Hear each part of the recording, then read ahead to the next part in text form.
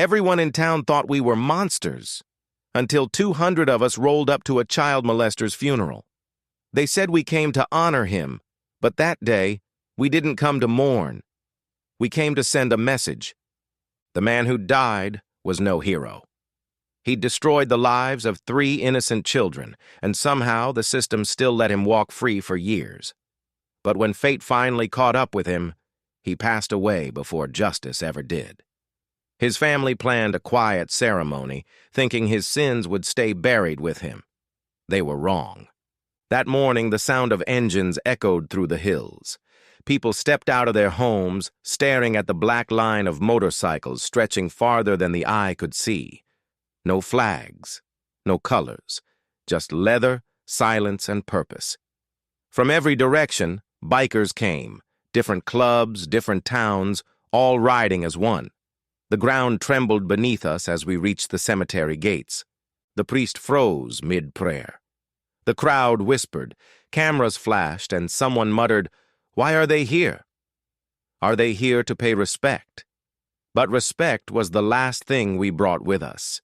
We came for every child who never got to see justice, for every victim whose voice was buried in the noise of the world. We parked side by side. Not a single word was spoken. The air was thick with memories of things that should never have happened. Then she appeared, the mother of one of the kids he'd hurt, a small woman with eyes that carried storms. She walked through our line, clutching her son's picture to her chest. Not a tear left to cry, just quiet rage. She stopped at the coffin, looked down, and placed the photo on top.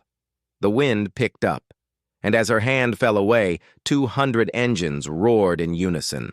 It wasn't noise, it was justice. It was the sound of pain, fury, and protection merging into one thunderous voice that the whole town could feel in their bones. The reporters didn't know what to write. Some said we disrespected the dead, but they didn't understand. Respect is earned.